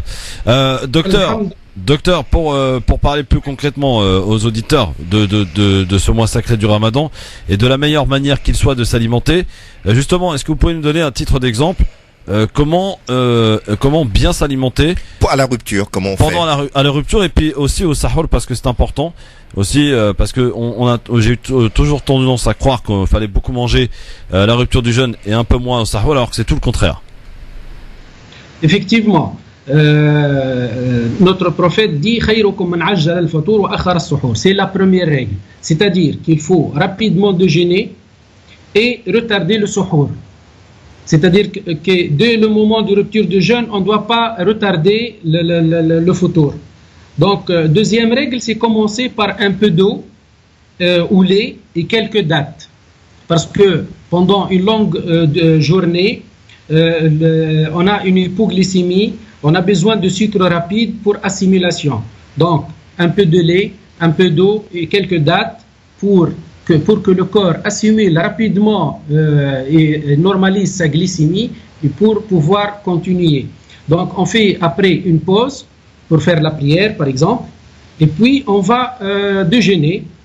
Une alimentation saine qui doit être riche en fibres, alimentation verte, naturelle, allégée, préférer les légumes et les fruits, éviter les alimentations raffinées, éviter les alimentations grasses, préférer les acides gras insaturés comme les huiles d'olive ou l'huile de tournesol, de maïs, grasses végétales, éviter trop de protéines. Et là, une règle, c'est le protéine, c'est 1 gramme par kilo. Par exemple, une personne de 70 kilos, c'est 70 grammes. Éviter les sucres, les graisses, éviter le sel, les boissons gazeuses. Évitez tout alors, docteur. Si on vous écoute, on mange rien, on boit rien alors. Si, t'as dit les légumes et les fruits. Ouais, mais d'accord, mais tout ce que vous dites là, c'est ce que je mange moi tous les jours. Hein. Oui, c'est important, sucre, c'est important. Sel, tout ce que je mange. Il faut réapprendre à manger, Christophe. C'est ce qu'il dit, c'est très important.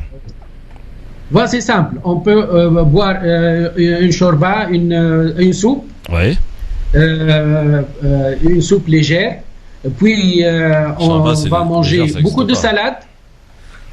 Et compléter par une portion de viande, de protéines, une portion, comme on vient de dire, de 70 grammes c'est-à-dire 1 gramme par kilo. Et puis on complète par des fruits et on a clôturé notre déjeuner. Est-ce qu'il y a un fruit d'ailleurs préférable ou préféré? Tous les fruits. La banane, la pastèque par exemple. La pastèque est un fruit qui est très consommé, oui. Mais généralement les fruits, il faut éviter, il faut manger les fruits après le repas. Avant le repas d'une demi-heure ou après le repas. En Ramadan, on préfère pendant la soirée. On met les fruits pendant la soirée et on essaie de boire beaucoup d'eau, beaucoup de thé, tisane, etc. Parce qu'il faut s'hydrater car les journées sont un peu longues. Donc, de préférence, l'alimentation et surtout l'hydratation. Docteur, quand je vous disais tout ça, ma petite remarque, c'est parce que aujourd'hui, je suis sûr, y compris d'ailleurs autour de cette table, même s'ils veulent pas l'avouer, tout ce que vous avez dit d'éviter, on le fait tous, on le boit tous, on le mange tous. Je parle pour toi, Christophe, je parle pour moi. Ouais, je parle pour moi, je l'assume moi, messieurs. Moi non, moi franchement non. Moi, le soda, mon verre de soda, il est précieux le soir. Depuis ma soupe, docteur, les chorbas à l'algérienne, à la tunisienne ou à la marocaine, sont pas légères et vous le savez très bien. Ça dépend comment on les prépare, Christophe. Non, mais en grande majorité, en majorité, c'est pas forcément très léger, c'est gras. Okay. Il y a un peu d'huile dans la soupe. Oui, il y a beaucoup d'huile. C'est pas très gras. Oui, docteur, allez-y. Oui, les habitudes sont une chose et l'alimentation saine, c'est une autre chose. Et les briques, par exemple, les briques à la poêle. À une alimentation saine. Nous, notre tradition, c'est trop gras, trop de sucre, trop de sucreries, viennoises et tout ça. Ah oui. Mais il faut diminuer ceci. Il faut préférer une alimentation saine avec beaucoup de légumes, beaucoup de salades, beaucoup de fruits et minimiser les charcuteries, les viandes, minimiser tout ce qui est friterie. Parce que vous savez, les frites et tout ce qui est cuit dans l'huile, ça crée des trans. Et les trans sont des produits cancérigènes. Que dire lors du jeûne? Donc on préfère une alimentation verte surtout, beaucoup de légumes, beaucoup de salades. Et croyez-moi que le jeûne, c'est une thérapie. Donc on ne va pas manger une alimentation qu'on mange d'habitude pendant 3 repas. Kim, j'en marque une question, docteur. La table des musulmans maintenant, c'est vraiment c'est un repas pour 10 personnes. Oui, docteur, j'ai une question moi concernant les fumeurs pendant le mois de Ramadan et leur alimentation. Est-ce que vous avez un conseil particulier? Généralement, le jeûne, ça diminue l'envie de fumer. Donc, je conseille les fumeurs de ne pas fumer juste après.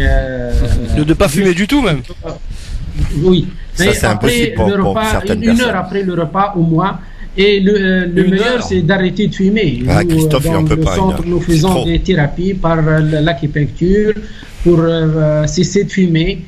Et c'est une thérapie efficace. par les aiguilles, par la médecine chinoise. C'est une thérapie vraiment efficace. Et les personnes n'ont pas envie de fumer, ils ne sont pas nerveux lorsqu'ils arrêtent de fumer. Parce que, vous savez, en fumant, nous avons deux dépendances, la dépendance physique et la dépendance psychique. Donc la dépendance physique, c'est de tenir la cigarette entre les mains. La dépendance psychique, c'est la dose de nicotine. Le cerveau a besoin de sa dose sa petite dose de nicotine. Donc, Christophe, t'es mal barré, mon pote. Donc, docteur, si je vous en crois, il doit y avoir beaucoup d'agressifs en Tunisie parce que vous détenez quasiment le record de fumeurs au Maghreb, à égalité presque avec l'Algérie. Il y a beaucoup d'agressivité durant le mois de Ramadan? Oui, c'était depuis quelques années, mais maintenant, heureusement, ça diminue de plus en plus.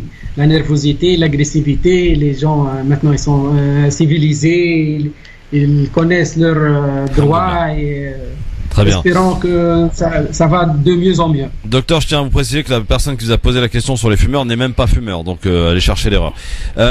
Jean-Marc, une question peut-être justement, le matin, avant d'arrêter de manger, qu'est-ce qu'il est conseillé de prendre? Pour le suhour? Oui, pour le suhour. Donc, suhour, il faut certainement manger un peu de sucre lent. Par exemple des féculents, les pains, les céréales, parce que les sucres lents, ils vont donner de l'énergie, pas immédiatement, mais durant la petite matinée, et préférer des protéines, le lait, le fromage, les œufs, pour apporter de l'énergie durant toute la journée. Car l'assimilation des protéines, généralement, ça commence après 4 à 5 heures. Donc, si on mélange des sucres lents et des protéines, on est couvert de toute la journée. Il ne faut pas être sous le soleil, il ne faut pas faire beaucoup d'exercices physiques, sauf pour les habitués. Et on insiste toujours sur la bonne hydratation la nuit.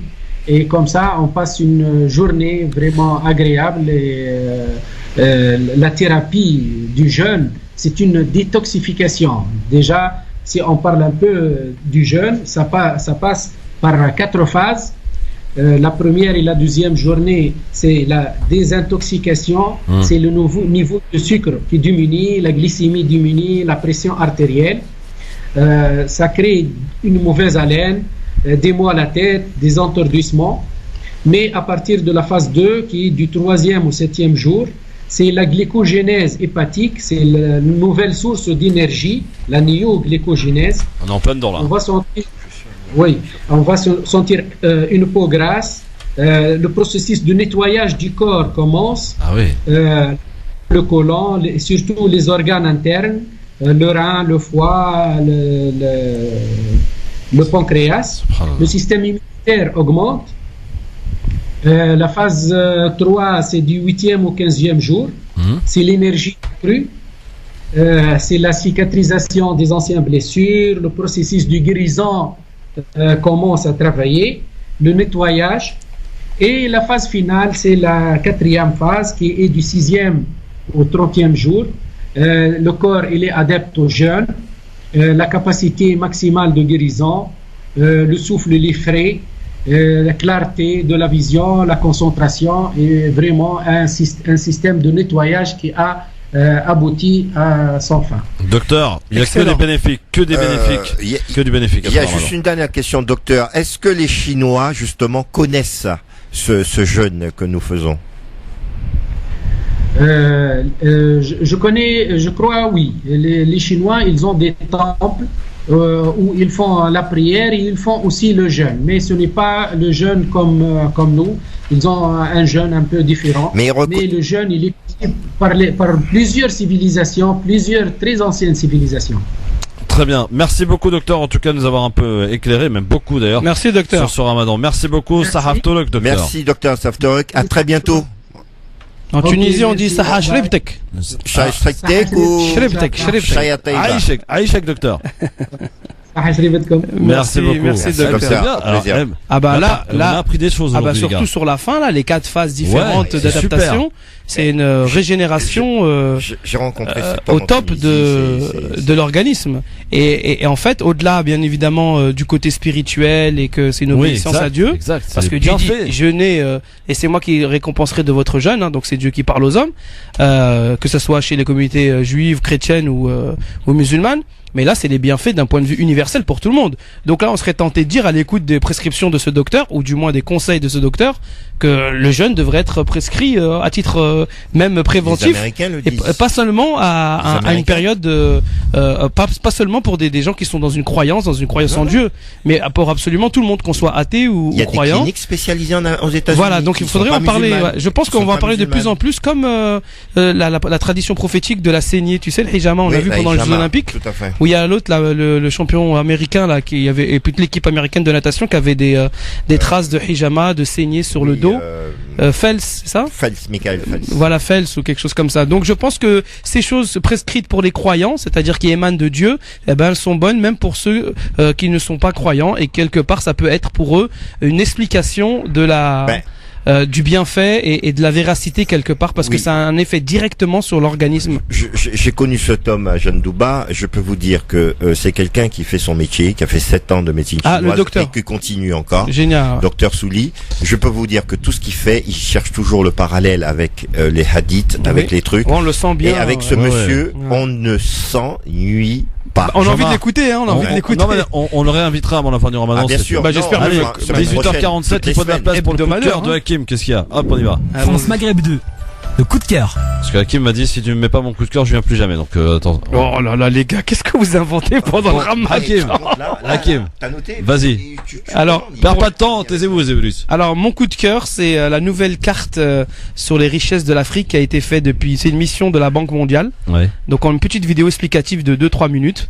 Voilà, tu balances, Christophe, on parlera après. Vas-y, on balance. Allez, c'est parti. Bienvenue dans le journal de l'intelligence économique, l'émission consacrée aux coulisses de la mondialisation. On connaissait la carte au trésor de Robert Stevenson. Eh bien, voici celle de la Banque mondiale. Elle est baptisée la carte à 1 milliard. 1 milliard de dollars, c'est en fait la somme qui sera investie dans les prochaines années pour recenser toutes les richesses minières de l'Afrique et offrir ainsi au marché les trésors de la terre africaine. Pour la Banque mondiale, la carte à 1 milliard, c'est une magnifique opportunité pour les Africains. Un reportage de nos correspondants à Washington. La carte des ressources minérales de l'Afrique date en grande partie de l'époque coloniale, incomplète et imprécise au regard des techniques actuelles. Le nouveau projet, lancé par la Banque mondiale en partenariat avec l'Union africaine, pourrait d'ici 10 ans donner une idée globale précise des richesses du sous-sol du continent. L'homme à la tête de ce projet s'appelle Paolo Dessa. Selon lui, cette carte permettra aux pays africains de faire valoir leurs intérêts. Malheureusement, la plupart des gouvernements ne savent pas ce qu'il y a dans leur sous-sol. Nous pensons que s'il y avait une bonne connaissance du véritable potentiel en ressources minérales des pays africains, les gouvernements seraient en position de négocier de meilleurs contrats avec les compagnies d'extraction. Dès cette carte, il faudra doter un fonds de centaines de millions de dollars pour sonder, coordonner, vérifier. La Banque mondiale avait elle-même lancé le surnom de carte à 1 milliard de dollars. Voilà, extrait de ce reportage donc diffusé, Hakim. Ouais, on peut toujours retrouver ça sur YouTube. Vous tapez la carte des richesses naturelles de l'Afrique dévoilée. Cependant, la réflexion qui vient au bout de cette vidéo, qui dure quand même 50 minutes, les amis, c'est est-ce qu'on est vers une nouvelle sorte de pillage organisé? Parce que ce qui est développé également, c'est les moyens techniques et la technologie nécessaire pour l'extraction des richesses des sous-sols africains, et donc ces moyens d'extraction, ils ne sont pas totalement entre les mains des Africains eux-mêmes. Donc, oui, Jean-Marc. Ce qui est, je rejoins tout à fait. Merci pour ce coup de cœur. Je dirais que le problème, c'est que ces matières premières sont industrialisées. Et le souci, c'est que si on les industrialisait sur place, ça créerait de l'emploi forcément, l'usinage. On œuvrait l'économie. Alors maintenant, ce que tu es en train d'évoquer, c'est simplement les politiques coloniales à l'époque où l'Afrique, elle servait à l'extraction et pas à l'exploitation commerciale ou bien à la retransformation des produits qui étaient tirés du sous-sol africain. Pourquoi? Parce que fallait créer de la richesse et de l'emploi dans les pays colonisateurs sur le continent européen. J'ai rencontré, si tu permets, un Ivoirien qui était dans le domaine du cacao, qui m'a expliqué qu'ils vendent du cacao brut, ouais. Il part, il est transformé, il revient, il achète du chocolat, plus cher. Voilà. Ouais, c'est ça. Jean-Marc Zebellus, c'est les conséquences, notre expert en immobilier. Merci beaucoup. Hakim Ral. Je vous en prie, monsieur Fro, mais apparemment, si je puis dire une petite chose, il va falloir faire très attention parce qu'apparemment, j'ai l'impression que le docteur vous visait par rapport à la nourriture grasse, la cigarette. Donc, monsieur Fro, on tient à vous, il va falloir faire attention. Profitez de ce ramadan pour avoir une hygiène de vie. Ouais, attendez, j'ai hâte d'aller manger un fto de chez vous pour voir, parce que là, vous faites les bonhommes. J'adore le Maghreb, mais je suis pas arabe. Si vous venez chez moi, je vous ferai manger un pâté en pot, cher monsieur. Ou une soupe de poisson. Ça donne pas très envie. Voilà, c'est des entiers, pardon. Non, je suis converti à l'islam, mais je suis pas converti à habiter. C'est pâté en pot, c'est entier? Bon, allez, ça comme les gars. Vous allez manger quoi ce soir d'ailleurs? Alors moi c'est le menu, c'est de la salade avec des briques. Ouais. Bien gras déjà, bien des briques. Ouais. Non, elles sont débarrassées de l'huile. Oui, bien sûr. Ensuite les briques, la salade. J'ai la shorba, une petite shorba. Et après c'est du thé. Évidemment. Non, léger. En fait, on peut la faire léger. D'accord. Il suffit de rajouter plus d'eau tout simplement. Ça on se rapproche de quelque chose d'asiatique, mais avec les saveurs du Maghreb, de la shorba. Après on peut et puis de l'eau, la citronnade, surtout la citronnade. La citronnade, très bien. Merci Jean-Marc, merci. Et surtout le kéfir, je vous conseille le kéfir. Le kéfir. Le kéfir c'est une chose, mais les fruits. Voilà, et les fruits. Mais le quand tu posais la question, c'est les fruits de saison et notamment la pastèque, les amis. Ah, c'est bon la pastèque. Abusez de la pastèque. Salut les gars, demain Mourad, Sofiane et Tarek qui seront avec nous dans un instant. Le docteur Ahmed Jaballah pour l'émission Par l'Islam.